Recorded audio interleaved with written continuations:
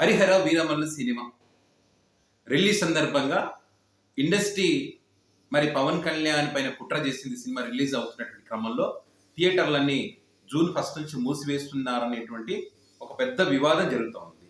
So ఈ వివాదం జరుగుతున్నటువంటి క్రమంలో చాలా మంది ఏమన్నారు, మీ సినిమా పరిశ్రమ నుంచి ఒక వ్యక్తి రాజకీయాలలో అద్భుత విజయాన్ని సాధించి ఆంధ్రప్రదేశ్ డిప్యూటీ సీఎంగా ఉండడం మీ గర్వకారణం. అలాంటి వ్యక్తి మీద మీరు కుట్రలు చేస్తారా, అన్నం పెట్టి చేయని మీరు నరుకుతారా అని చెప్పి చాలా మంది కామెంట్ చేశారు.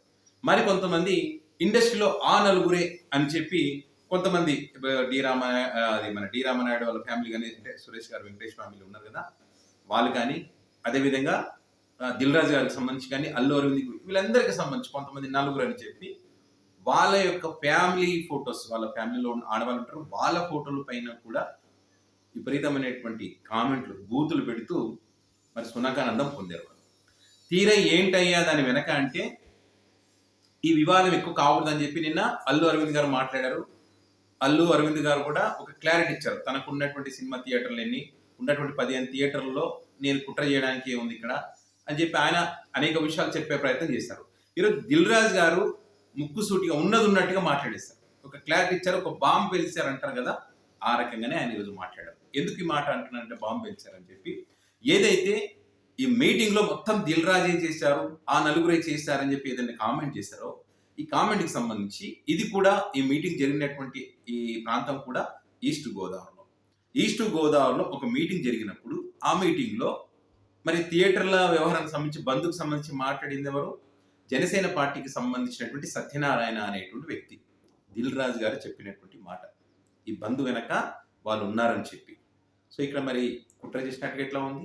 సో పైగా ఈ సినిమా థియేటర్లు అనేటువంటి ఎక్కడా కూడా జూన్ 1 నుంచి మూసివేస్తామనేటువంటి చర్చనే లేదు. వీళ్ళకు ఉన్నటువంటి డిస్ట్రిబ్యూటర్లకి, ఎగ్జిబ్యూటర్లకి, నిర్మాతలకు ఉన్నటువంటి విషయాలు కానీ, ఈ రెంటల్ విధానం ఉందంట. ఈ రెంటల్ విధానం ఇక్కడ మాత్రం ఉంది, ప్రపంచంలో ఎక్కడ ఇది ఏమంటారు వచ్చినటువంటి దాంట్లో షేరింగ్ విధానం ఉంటుంది, ఇక్కడ మాత్రం ఇది ఉంది. ఆ సమస్య ఉంది, దానికి సంబంధించి మేము మాట్లాడుకుంటాం అనేటువంటి విధంగా వాళ్ళు మాట్లాడుకున్నారంట. అంటే దీనికి సంబంధించి ఒక మీటింగ్ ఏప్రిల్ 26కి ఇప్పుడు మీటింగ్ జరిగింది. అప్పటికి ఈ హరిహర వీరమల్లు అనేటువంటి సినిమా మే మాసంలోనే రిలీజ్ కావాల్సి ఉంది.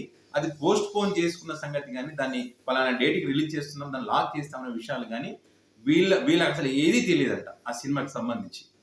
సో తెలియదు అంటే వీళ్ళకు ఉన్నటువంటి సమస్యల పరిష్కారం కోసం వీళ్ళు మాట్లాడుకుంటున్నటువంటి క్రమంలో వీళ్ళు ఒక నోట్ రిలీజ్ చేస్తారు. ఎవరు, ఈ సినిమా థియేటర్లో బంధిస్తామనేటువంటి అంశానికి సంబంధించి, మా సమస్యలు కనుక పరిష్కారం కాకపోతే, విఫలమైతే మేము బంధుకు వెళ్తామని చెప్పారంట.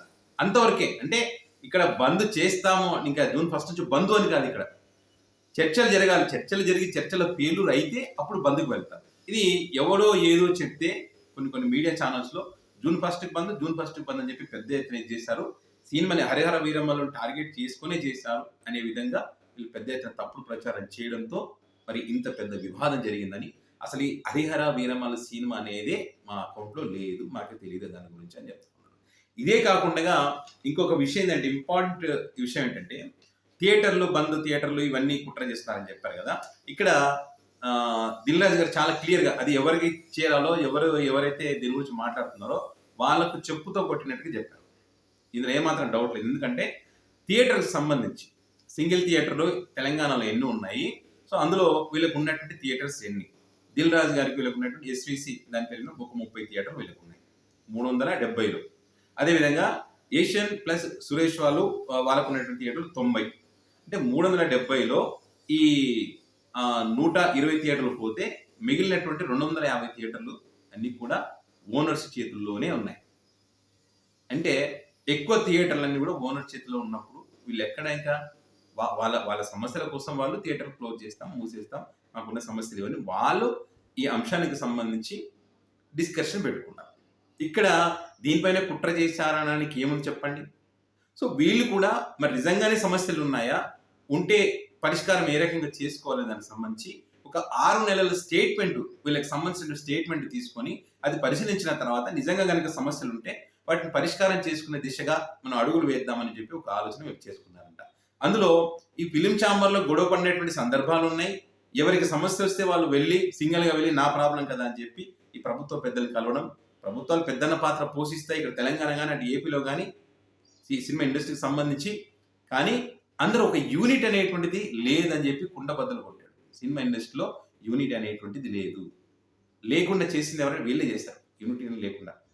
సినిమా ఇండస్ట్రీ ఒక దాసరి నారాయణరావు గారు ఉన్నప్పుడు ఒక యూనిట్ అనేది ఉంది. రాజకీయాలు వేరు, సినిమా వేరు, సినిమా కష్టాలు వేరు. వీళ్ళకి చిన్న నిర్మాత, పెద్ద నిర్మాత అని కాదు. ఇక్కడ అందరూ నిర్మాతలే, అందరు కళాకారులే, అందరూ ఆర్టిస్టులే, అందరూ సమానమే అనేది అప్పుడు దాసరి నారాయణరావు గారు సినిమా పెద్దగా ఉండే అని చేశారు. ఇప్పుడు అలాంటి పరిస్థితి లేదు. అప్పుడు ఆయన ఉన్నప్పుడు కూడా కుట్రలు చేసినట్టు సందర్భం ఉంది. కానీ ఆయన తనకు తెలుసు ఎవరు ఏ రకంగా చేస్తారు, ఎవరి దగ్గర ఎలా ఉండాలో ఆయనకు తెలుసు. కాబట్టి ఇండస్ట్రీని కాపాడుకుంటూ వచ్చారు. అందరికీ సమాన్యాయం జరగాలని ఆయన ప్రయత్నం చేస్తారు దాసరి గారు. సో వీళ్ళేంటి ఇప్పుడు విభజిస్తూ ఉన్నారు. వీడు ఆ వర్గం, వీడు ఈ వర్గం, వీడు ఆ కులం, వీడు ఈ కులం, వాడు ఆ పార్టీ, వీడు ఈ పార్టీ అని చెప్పి సినిమా ఇండస్ట్రీని నాశనం చేస్తూ ఉన్నారు. సో ఆ రకంగా యూనిట్ అనేది లేదు. కాబట్టి ఫిలిం ఛాంబర్లో కూడా కొట్టుకోవడం తప్పితే ఏం లేదు. సినిమా ఇండస్ట్రీకి సంబంధించి యూనిట్ ఉండి కష్టాలు ఉన్నాయని కలుద్దాం చేద్దాం అంటే ఎవరు వస్తారు, ఎవరు రావడం లేదని చెప్పి కూడా మరి దిల్ రాజు గారు చెప్పినటువంటి పరిస్థితి. ఎగ్జిబ్యూటర్స్కి, డిస్ట్రిబ్యూటర్కి, నిర్మాతలకి సినిమా ఇండస్ట్రీలో అనేక ఇబ్బందులు ఉన్నాయి. మరి వాటన్నిటికి సంబంధించి మాట్లాడాల్సిన అవసరం ఉంది. కానీ రారు. శుక్రవారం వాళ్ళ సినిమా రిలీజ్ అవుతుంది కదా, అప్పుడు సినిమాకి సంబంధించిన టికెట్ల ధరలు కానీ వాటికి సంబంధించి కానీ అప్పుడు వెళ్ళి వాళ్ళకు ఉన్నటువంటి సమస్య గురించి మాట్లాడతారే తప్పితే సినిమా ఇండస్ట్రీ గురించి ఆలోచించే వాళ్ళు ఎవరు లేరు అన్నది చాలా క్లియర్గా చెప్పారు.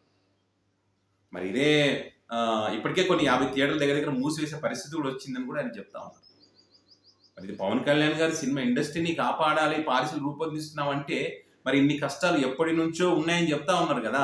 మరి కష్టాలకు సంబంధించి సినిమా ఇండస్ట్రీలో బాస్ అన్న మీ అన్నగారు చిరంజీవి గారు ఉన్నారు కదా, వాళ్ళతో మాట్లాడి ప్రాబ్లం సాల్వ్ చేయొచ్చు కదా. అసలు సమస్య మొదలైందే ఈస్ట్ గోదావరిలో, మీకు బాగా రాజకీయంగా పట్టున్నటువంటి ప్రాంతం. మీ పార్టీకి సంబంధించిన నాయకుడే చెప్పారంటే మరి ఒకసారి అడగండి, ఎవరు చెప్పారని అడగండి. అడిగిన తర్వాత మాట్లాడండి.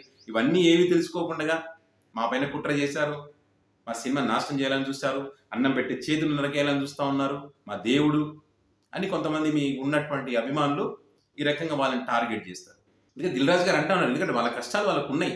సో చెప్తా ఉన్నారు పవన్ కళ్యాణ్ గారికి కోపం వచ్చేటువంటి పరిస్థితి జరిగిందంటే అది మీ వల్ల, మేము ఎప్పుడు కూడా ఆలోచన చేయలేదు, మీరు చేసేటువంటి ప్రచారం వల్ల బంద్ అవుతుంది అని చెప్పి చేయడం వల్ల ఇదంతా జరిగింది. ఎవరు కూడా కుట్ర లేదని చెప్పి ఆయన కుండ బద్దలు కొట్టేశాడు. కుట్ర లేదు, పాడు లేదు, ఏముంది, అనవసరంగా వీళ్ళు ఊహించుకున్నారు అంతే. ఇంకా పవన్ కళ్యాణ్ గారు తిట్టినా ఆయన కోపగించుకున్న చేసేది ఏం లేదు. మేము మరి తిడితే తిట్టించుకుంటామని చెప్పి కూడా మరి దిల్ రాజు మాట్లాడతారు. మరి ఏం చేస్తారు చెప్పండి వాళ్ళైనా? ఫుట్బాల్ ఆడినట్టే ఆడతాం. గత ప్రభుత్వంలో ఏదైనా సమస్య కోసం పోతుంటే వాళ్ళ దగ్గరికి ఎందుకు వెళ్ళావు, వెళ్ళి మీ రెడ్డికి చెప్పు అని చెప్పి ఇదే దిల్ రాజు గారిని పవన్ కళ్యాణ్ గారు ఒక సినిమా ఈవెంట్లో మాట్లాడారు. వెళ్ళి మీ రెడ్డికి చెప్పు, మీరు ఒకటే కదా, మీరెడ్డే కదా అని. కులం గురించి మాట్లాడతారా? సినిమా ఇండస్ట్రీలో కష్టాలు ఉంటే దాని గురించి మాట్లాడాలి. కానీ నా దగ్గరకు రాలేదు, నన్ను బలకరించలేదు, నాకు ఎందుకు చెప్పలేదు, నా సినిమా పైన కుట్ర చేస్తారా? ఎవరు చేస్తారా నీ సినిమా పైన కుట్ర? మీరు చేసుకుంటున్నారు సినిమా పైన కుట్ర. ఒక చర్చ నడుస్తా ఉంది కదా, సినిమా లైఫ్ లేదు, పాడలేదు, సినిమా ఆడుతుందో లేదో తెలియదు, సినిమాలో దమ్ము లేదు కాబట్టి సినిమా ఏదో కాంట్రవర్సీ చేసి ఒక ఐప్ క్రియేట్ చేయాలని, ఎందుకంటే ఎంత ప్రయత్నం చేసినా కూడా ఐప్ రావట్లేదు అని చెప్పి ఒక టాక్ నడుస్తూ ఉంది. అన్ని బంధుకి వీళ్ళకి అసలు ఏం సంబంధం లేదు, అసలు బందే లేదు, థియేటర్లో బందే సమస్య లేనప్పుడు ఇంకా కుట్ర ఎక్కడ ఉంటుంది అయ్యా? కొంచెం ఉండాలి కదా. ఆలోచించుకోకుండా ఇష్టం వచ్చినట్టుగా ఆడవాళ్ళ ఫోటోలు పెట్టి వాళ్ళ కుటుంబాలను బజార్కి ఇస్తారా మీరు? మళ్ళీ మేము ఎవరిని కూడా కించపరచం, ఎవరిని కూడా అవమానించాం, గత ప్రభుత్వాలను అవమానం చేస్తారు, మేము చెయ్యమని చెప్పి మళ్ళీ మాట్లాడతారు. సో ఏదేమైనా కూడా ఈ వివాదానికి ఫుల్ స్టాప్ పెట్టాలని దిల్ రాజు గారు అయితే ఒక క్లారిటీ తెచ్చారు. థియేటర్లకు సంబంధించి కానీ ఆ గొడవకు సంబంధించి కానీ అసలు ఈస్ట్ గోదావరిలో మీటింగ్లో ఏం జరిగిందని సంబంధించి కానీ మేము మీటింగ్లో జరుగుతున్నప్పుడు ఈ హరిహర వీరమల సినిమా రిలీజ్కి సంబంధించి కూడా ఎలాంటి ఇక్కడ చర్చనే లేదు, అసలు ఎప్పుడు రిలీజ్ అవుతూ కూడా మాకు తెలియదు. సో కావాలని ఇదంతా చేస్తూ ఉన్నారని చెప్పి చాలా క్లియర్గా వివాదాలకు ఫుల్ స్టాప్ పడే విధంగా అయితే క్లారిటీ ఇచ్చారు. ఇప్పటికి కూడా మాట్లాడారంటే వీళ్ళంత మూర్ఖులు ఎవడో ఉన్నాడు.